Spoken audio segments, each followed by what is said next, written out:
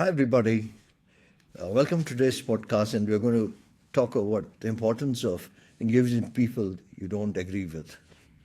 You will notice that in recent years, it's become harder to have real conversations with people who don't agree with us because we live in a time where social media tends to create echo chambers. We follow people who think like us, and algorithms feed us more of the same ideas. As a result, when we talk to someone with a different view, it often turns into an argument, and it can even harm relationships. I remember when I used to go to walk in the park, and I used to see a lot of people, even as far as 10, 15 years back, a lot of people, lots of large groups laughing and chatting and talking and walking, and they were having great fun. And today you go, you see small clusters, people with same belief systems, or people who or subscribe to the same political views. They've kind of disintegrated, and they kind of tend to walk together, and you don't see that happiness in the park anymore. So let's explore and find out why we disagree so much, especially when it comes to politics. And it turns out that at not just at what we have learned or how informed we are, a lot of it has to do with our biology. People who learn more liberal are lean to more liberal, tend to score, tend to be more open, which means they like new ideas and creativity. On the other hand, conservatives often score high on conscientiousness, meaning they value order and duty.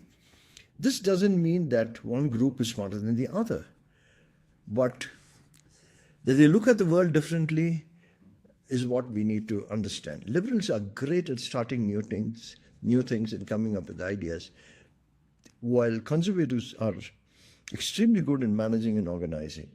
So we need both perspectives to keep things balanced. And why do we need each other? Is everyone got stuck in one way of thinking, society wouldn't work at all. Remember that.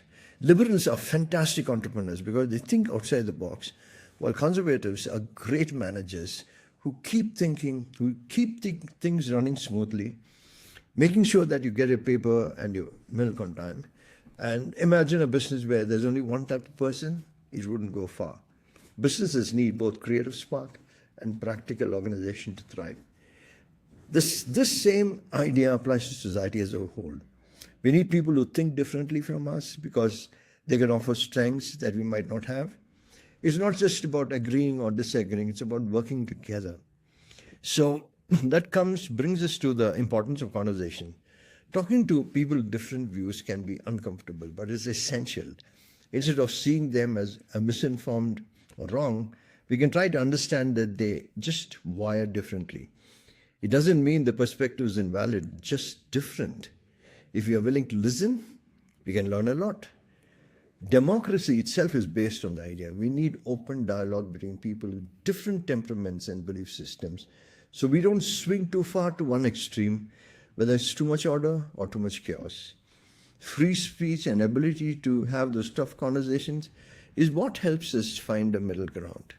So next time you find yourself in discussion with someone who sees things differently, try to remember this. Their perspective is valuable. And if it's not for the same as yours, rather than arguing, stretch out your hand and say, I see that you think differently. And that's okay. The world is better when we talk and listen, not just to the people we agree with, but to those we don't. After all, how do we keep things balanced? Thank you for listening. Bye-bye.